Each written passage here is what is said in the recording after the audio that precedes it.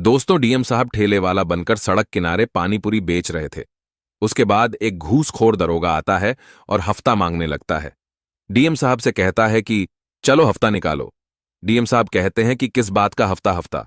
तो दरोगा कहता है कि तुम यहां पर खड़े रहकर पानी पूरी बेच रहे हो, इसका हफ्ता तो तुमको मुझे देना ही पड़ेगा। सभी लोग देते हैं। तुम नए आए हो लगता है। तब डीएम साहब ने कहा कि कितना हफ्ता देना पड़ता है तुमको? तो दरोगा ने कहा, एक दिन का रुपये 100 देना पड़ता है रोजाना।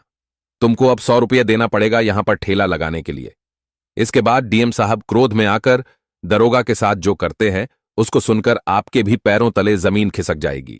दोस्तों, आइए जानते हैं पूरी कहानी की सच्चाई इस वीडियो में। लेकिन वीडियो में आगे बढ़ने से पहले आप सभी से निवेदन है कि आप वीडियो को एक लाइक कर दीजिए और हमारे यूट्यूब चैनल को सब्सक्राइब कर लीजिए। दोस्तों, दरअसल यह घटना है उत्तर प्रदेश के लखनऊ शहर की, जहां पर एक पानी पूरी बेचने वाले का लड़का दिन रात मेहनत करके पढ़ाई कर रहा था। उसका नाम था दीपक। दीपक के पिताजी पानी पूरी बेचकर अपने बेटे दीपक को अच्छे बड़े स्कूल में पढ़ाते थे। दीपक 10वीं कक्षा में पूरे उत्तर प्रदेश में टॉप करता है। लेकिन एक दिन उसके पिताजी कहते हैं कि दीपक बेटा, आज मेरे साथ तू पानीपुरी की दुकान पर चल, क्योंकि आज शहर में मेला लगा हुआ है और आज ग्राहक भी ज्यादा आएंगे, तो थोड़ी मेरी मदद करवा देना। तो दीपक खुशी खुशी अपने पिताजी का हाथ बंटाने उनके साथ पानीपुरी के ठेले पर चल देता है। दीपक के पिताजी मेहनत से पानीपुरी का ठेला अपने घर से बाजार तक धकेल कर ले जाते हैं। फिर बाजार जाकर रोड के किनारे अपने ठेले को लगाते हैं और एक एक चीज को अच्छे से व्यवस्थित जमाते हैं। दीपक भी उनकी अच्छे से मदद कर रहा था चीजों को जमाने में। फिर धीरे धीरे ग्राहकी शुरू होती है। लेकिन ग्राहकों के बीच में एक दरोगा साहब वहां पर आते हैं और वह दरोगा आकर दीपक के पिताजी से हफ्ता वसूली करने लगते हैं। दरोगा कहता है कि तुमने पिछले 7 दिनों से हफ्ता वसूली नहीं दी है, तुम्हें पूरे 7 दिन के साथ 100 रुपये देने होंगे। लेकिन दीपक के पिताजी के पास 700 रुपये नहीं होते हैं। उस समय दीपक के पिताजी कहते हैं कि मेरे पास अभी पैसा नहीं है, मैं तुम्हें कल दे दूंगा। तो दरोगा साहब गुस्सा हो जाते हैं और कहते हैं कि तुम्हारा थैला उठाकर फेंक दूंगा। अगर तुमने हफ्ता वसूली नहीं दी तो मुझे अभी के अभी 700 रुपये दो। जयपाल यह सारी घटना अपनी आंखों से देख रहा था। जयपाल इतने में बीच में बोल पड़ता है कि तुम्हें काहे के पैसे दे, हम तो मेहनत करके कमा रहे हैं, तुम्हें काहे के पैसे दें। इतने में दरोगा और ज्यादा गुस्सा हो जाता है और जयपाल दीपक के पिताजी को कहता है कि तुम दे रहे हो या मैं तुम्हारे ठेले को उठाकर गिरा दूं। दीपक के पिताजी दरोगा के पैर पकड़ने लग गए और गिड़गिड़ाकर कहने लग गए कि मेरे पास अभी पैसे नहीं हैं, मैं तुम्हें कल कैसे भी करके पैसे दे दूंगा। लेकिन दरोगा मानता कहां है। दरोगा और ज्यादा गुस्सा हो जाता है और वह पानीपुरी के ठेले को उठाकर फेंक देता है। सारा सामान इधर उधर बिखर जाता है। सड़क पर सारा सामान अस्त व्यस्त हो जाता है। यह देखकर दीपक के पिताजी फूट फूट कर रोने लगते हैं और दीपक यह देखकर बहुत ज्यादा दुखी हो जाता है। और इसके बाद एक दिल दहला देने वाला हादसा होता है। अपमान के बाद जब दीपक के पिताजी घर जाते और चुपचाप रात में सो जाते हैं। जब अगली सुबह दीपक की मां अपने पति को उठाती है तो वह उठते नहीं है। तब दीपक वहां आता है। वह भी कोशिश करता है लेकिन वह नहीं उठते। तब दीपक एक डॉक्टर को दौड़ा दौड़ा जाकर बुलाकर आता है। डॉक्टर चेक करते और बताते हैं कि यह अब नहीं बचे, इनकी मृत्यु हो चुकी है, शायद इनको हार्ट अटैक आया होगा। यह सुन दीपक और उसकी मां पर दुखों का पहाड़ टूट जाता है। तब मन ही मन दीपक उस समय एक प्रतिज्ञा ले लेता है और यह बात ठान लेता है कि एक दिन वह भी बड़ा होकर एक बहुत बड़ा अफसर बनेगा और यह सारी हफ्ता वसूली बंद करवाएगा और अपने पिताजी की मौत का बदला लेगा। उसने उसके पिताजी का अपमान अपनी आंखों से देखा था। यह सारी घटना वह भूल नहीं पा रहा था। उसने अपने पिताजी को अपनी आंखों के सामने किसी के पांव पकड़ते हुए देखा था, किसी के सामने गिड़गिड़ाते देखा, उनकी आंखों से आंसू निकलते हुए देखा था। ये सारी घटनाएं उसकी आंखों में खटक रही थीं। अब उसने अपने मन में ही ठान लिया था। तब उसे पता चला कि जिले में अगर कोई सबसे ऊंचा पद होता है तो वह होता है डीएम का। डीएम के अंडर में सभी दरोगा आते हैं और सभी निचले पद के पुलिस वाले आते हैं। डीएम को एक अच्छा बड़ा बंगला मिलता है, रहने के लिए नौकर चाकर मिलते हैं। डीएम के पास पावर होती है कि वह किस दरोगा के साथ क्या करें। और जब यह सब कुछ जान लेता है तो दीपक मन में ठान लेता है कि अब वह डीएम ही बनेगा। इसके बाद वह और जानकारी हासिल करता है और तब उसे पता चलता है कि डीएम बनने के लिए यूपीएससी की परीक्षा देना पड़ती है, जो बहुत ज्यादा कठिन होती है। लेकिन दीपक के मन में दृढ़ निश्चय था और उसे अपने पिताजी के अपमान का बदला भी लेना था। इसके बाद दीपक की मां ने दीपक को पढ़ाई के लिए अपनी जमीन के टुकड़े टुकड़े को बेच दिया और कहा, अब तू पढ़ाई कर और अपने पिता का सपना पूरा कर। उसके बाद दीपक 12th में और ज्यादा नंबर लाकर पूरे उत्तर प्रदेश में वापस से टॉप करता है और अपनी कॉलेज की पढ़ाई के साथ साथ वह यूपीएससी की भी तैयारी करने लगता है। इधर जैसे ही उसका कॉलेज कंप्लीट होता है, उसके बाद वह अपनी आगे की पढ़ाई पूरी करने के लिए दिल्ली के मुखर्जी नगर जाता है, जहां पर वह यूपीएससी की तैयारी में जुट जाता है।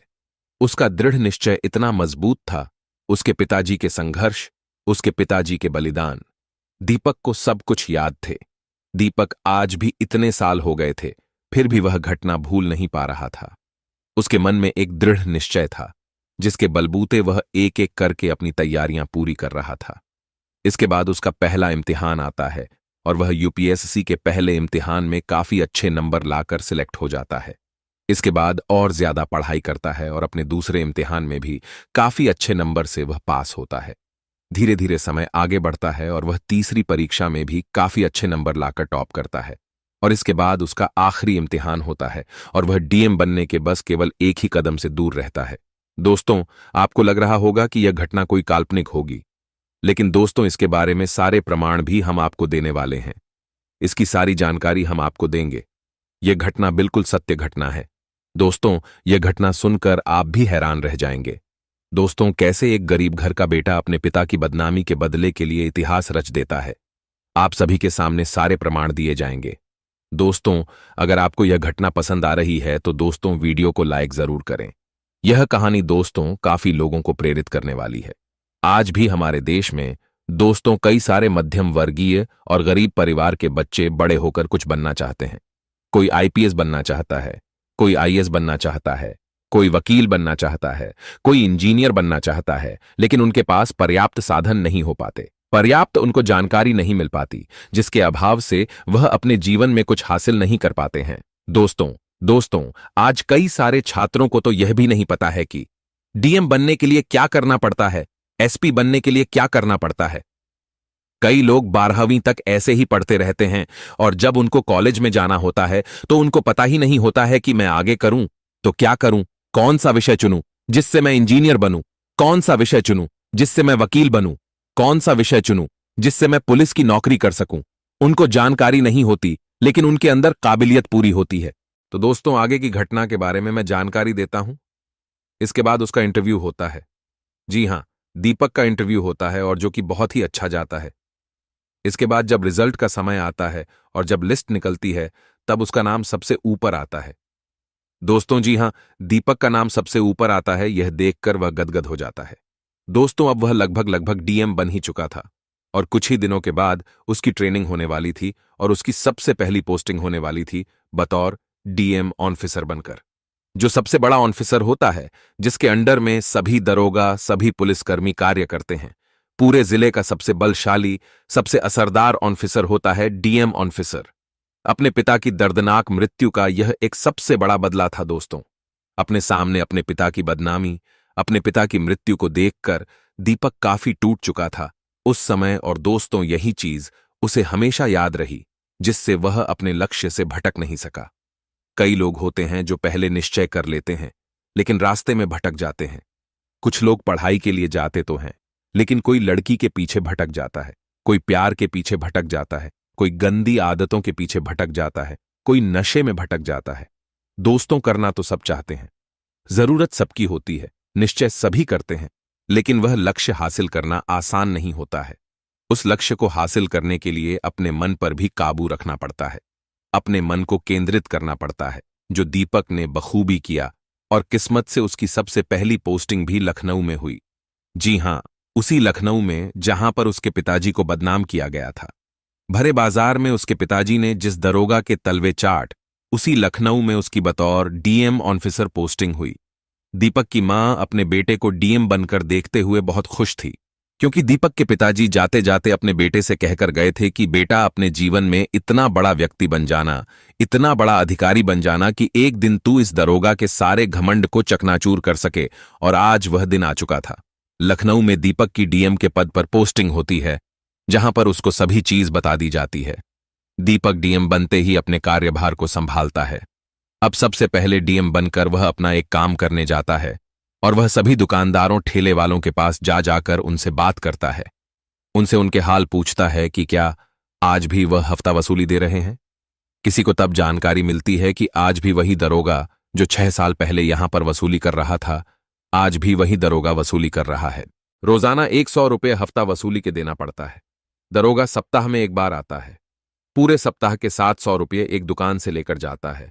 यह सुन डीएम साहब के अंदर बदले की भावना और ज्यादा खतरनाक रूप से जाग जाती है। इसके बाद डीएम साहब मन ही मन ठान लेते हैं कि अब दरोगा को रंगे हाथों पकड़ना है और उसका ऐसा हिसाब बराबर करना है जो वह और उसके जैसे कई सारे घूसखोर दरोगा हमेशा याद रखें।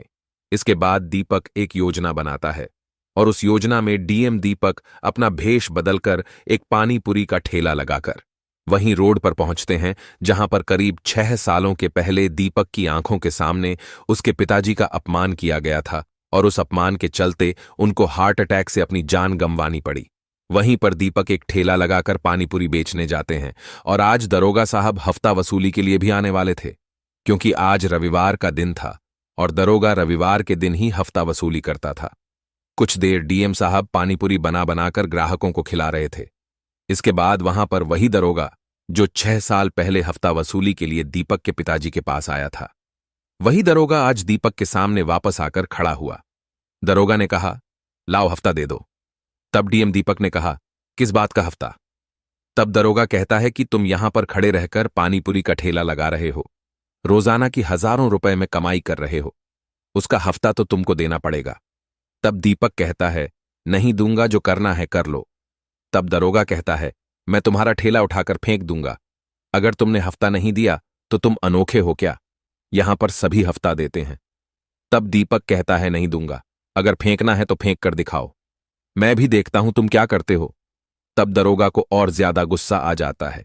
इतने में दरोगा पानीपुरी का ठेला पकड़कर उसे उल्टा करने ही वाला होता है कि दीपक दरोगा को एक जोरदार थप्पड़ जड़ देता है और डीएम दीपक के सहयोगी दरोगा को पकड़ लेते हैं। उसके बाद डीएम दीपक अपने असली भेष में आते हैं और कहते हैं कि मुझे पहचाना। तब दरोगा समझ जाता है कि यह तो डीएम साहब है। तब दरोगा गिड़गिड़ाकर कहता है कि मुझे माफ कर दो डीएम साहब, मैं आपको समझ नहीं पाया, मुझे माफ कर दो, आज के बाद मैं ऐसा काम नहीं करूंगा।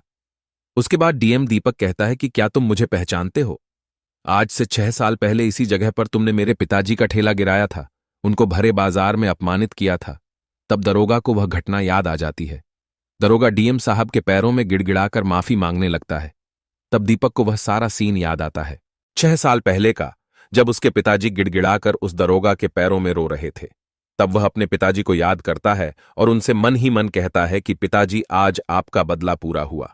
उसके बाद दरोगा को पूरे बाजार में घुमाया जाता है। दरोगा के मुंह पर कालिख पोती जाती है और पूरे बाजार में दरोगा का जुलूस निकाला जाता है।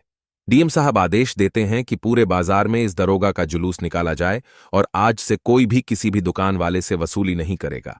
इस घटना के बाद डीएम दीपक सभी के दिलों पर राज करने लगे। जो ठेले वाले सालों से हफ्ता वसूली दे रहे थे, उनकी हफ्ता वसूली अब बंद हो चुकी थी।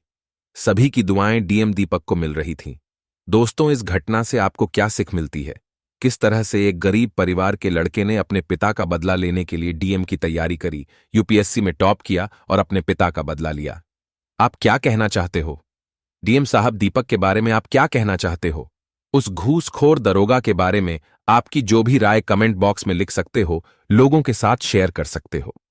वीडियो अगर अच्छी लगी तो वीडियो को लाइक और चैनल को सब्सक्राइब जरूर करें, ताकि हमें हौसला मिले और भी ऐसे अच्छे अच्छे वीडियो बनाने के लिए। इन कहानियों को सुनाने का उद्देश्य किसी को परेशान करना बिल्कुल भी नहीं है। ये कहानी आपको इसलिए सुनाई जाती है ताकि आप लोग इन कहानियों में से कुछ ना कुछ सीख सको और अपने जीवन में उस चीज को अप्लाई कर सको। मिलते हैं किसी अगली वीडियो में नए टॉपिक के साथ। तब तक के लिए जय हिंद, जय भारत। आप सभी का बहुत बहुत धन्यवाद।